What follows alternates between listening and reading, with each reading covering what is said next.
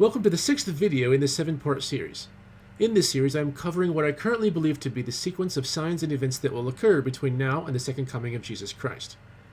This video series has been prepared from the perspective of a member of the Church of Jesus Christ of Latter-day Saints. If you are not a believer of this faith, you are still more than welcome to listen in. Hopefully you will find some concepts that will improve your faith in the second coming of Jesus Christ. If you have not reviewed parts 1 through 5 of this series, please go back and watch them first, because they convey several foundational elements for this video series. The links to parts 1 through 5 can be found in the description section below. To mention what was discussed in previous episodes, in part 1 I covered the signs and events related to the times of the Gentiles. In part 2 I covered the signs and events related to the preparation for New Jerusalem.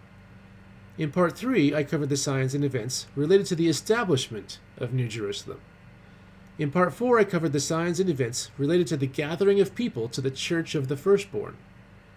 And in part 5, I covered the signs and events related to the climax at Old Jerusalem. In this video, we will cover section 6, the second coming of Jesus Christ. Section 6, the second coming of Jesus Christ. With the climax of events in Old Jerusalem now accomplished, the stage is set for the second coming of Jesus Christ in his full glory.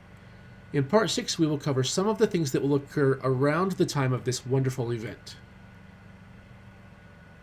Although there are various scriptural references that talk about the events that occur in connection with the second coming of Jesus Christ, in part 6 we will take the majority of our references from the Doctrine and Covenants.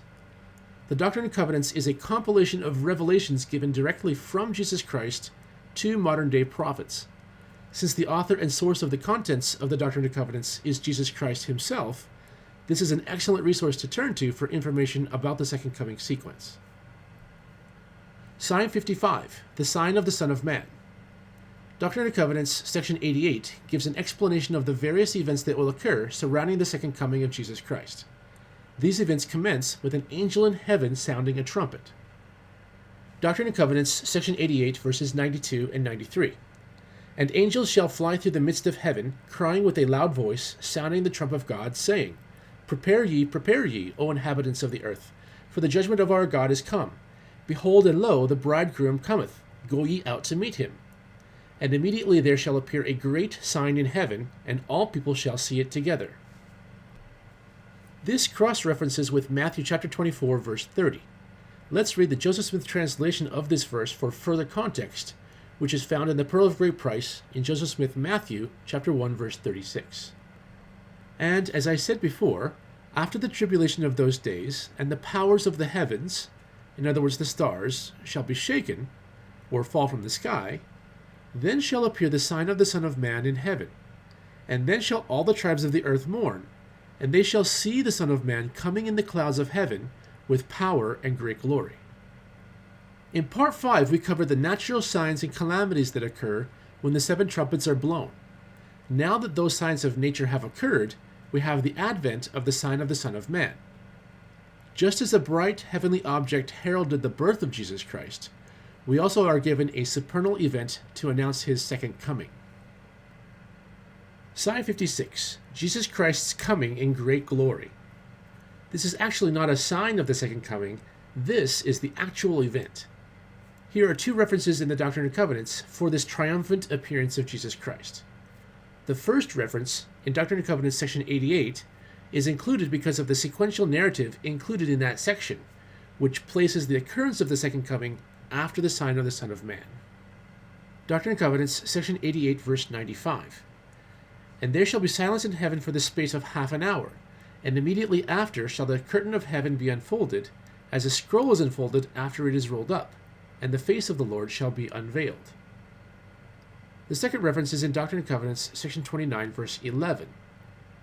For I will reveal myself from heaven with power and great glory, with all the hosts thereof, and dwell in righteousness with men on earth 1,000 years, and the wicked shall not stand. As Christians, this is the event to which we have all been looking towards. It will be the ultimate fulfillment of prophecy, and it will usher in the prophesied millennial period of peace. One point that is important to discuss here is the wording, silence in heaven for the space of half an hour, which appears in Doctrine and Covenants, section 88, verse 95. And there shall be silence in heaven for the space of half an hour. In part 4, we discussed Revelation chapter 8, verse 1, which reads, "And when he had opened the seventh seal, there was silence in heaven about the space of half an hour." Because this verbiage of silence in heaven for the space of half an hour only shows up in 2 places in all of the standard works of Scripture, it is easy to conflate these two as the same thing. However, a deeper analysis of surrounding context leads to a different conclusion. In Revelation chapter 8, the 7th seal has just been opened. Then there is silence in heaven for the space of half an hour, which in part 4 we discussed that this likely means that no trumps would be blown by angels during this time, allowing it to be a full time of respite. Then, after the half hour of silence, we have the 7 trumpets being blown and the earth dealing with the various calamities and tribulations that these trumpets portend. This includes various natural difficulties, the siege of Jerusalem, the 2 witnesses' ministry, a great earthquake, and Jesus Christ appearing on the Mount of Olives in Jerusalem. All of these events will take a considerable amount of time to transpire. In contrast, in the Doctrine and Covenants section 88 verse 95, there is a silence in heaven for the space of half an hour, and then immediately after, we have the Lord Jesus Christ showing himself to the world. There is no time for the 7 trumpets to be blown, and for all the various events to play out. As such, it seems to me that these 2 scriptures are not talking about the same event, and they should not be conflated into the same thing. Sign 57, the quickening event, or the rapture. Following along in Doctrine and Covenants section 88, we have the next event in verse 96. "And the saints that are upon the earth who are alive shall be quickened and be caught up to meet him." This event is often referred to in general Christianity as the rapture, although we do not really call it that in the Church of Jesus Christ of Latter-day Saints.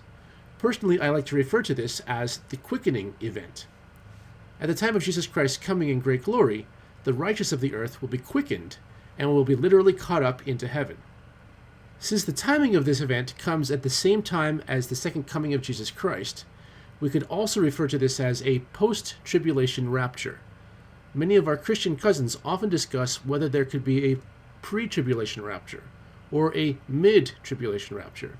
But based on our second coming sequence of events, I think we can clearly state that the rapture, or the quickening event, will occur after the time of tribulation. The evident conclusion is that even the righteous are meant to struggle through the tribulation period.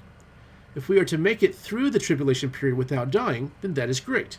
We will be tempered into stronger individuals by the trials. However, in the event that we die in the tribulation period, it will absolutely be fine, because we will be able to come forth in the resurrection of the righteous.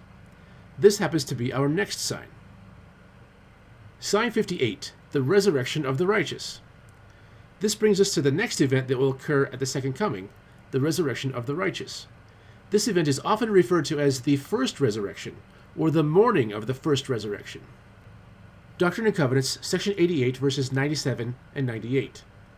"And they who have slept in their graves shall come forth, for their graves shall be opened, and they also shall be caught up to meet him in the midst of the pillar of heaven. They are Christ's, the first fruits, they who shall descend with him first, and they who are on the earth and in the graves, who are first caught up to meet him. And all this by the voice of the sounding of the trump of the angel of God." This event will be nothing short of miraculous to behold. All of the righteous that have ever lived on the earth will be resurrected and be caught up into heaven.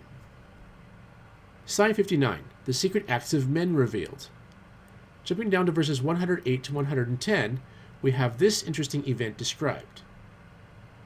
"And then shall the first angel again sound his trump in the ears of all living, and reveal the secret acts of men and the mighty works of God in the first 1,000 years.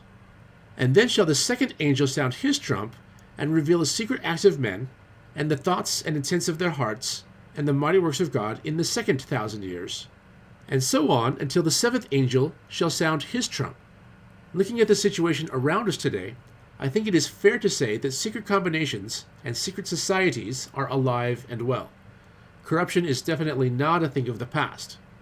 As we get closer and closer to the second coming of Jesus Christ, Satan is going to be ramping up his influence on the world because he knows that his time is running out. He will continue to do all in his power to wrest freedom from the world and exact control over God's children. But ultimately, as part of the second coming of Jesus Christ, not only will Satan be bound, but all of the secret acts that Satan has contrived, all of the evil that he has manipulated, all of the corruption that he has engineered will be revealed for the whole world to see and understand. Sign 60, the earth cleansed by fire. Turning to the Doctrine and Covenants, section 101, we find another couple of events that will occur when Jesus Christ comes again.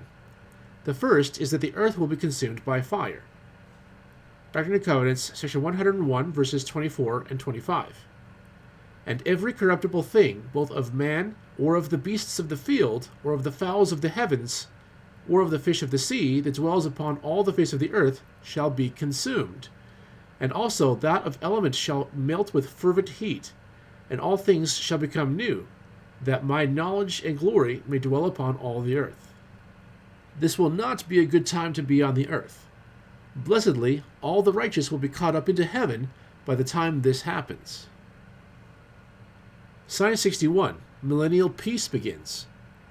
In the next set of verses in Doctrine and Covenants, section 101, we have a description of millennial peace which will begin. Doctrine and Covenants, section 101, verses 26 to 34.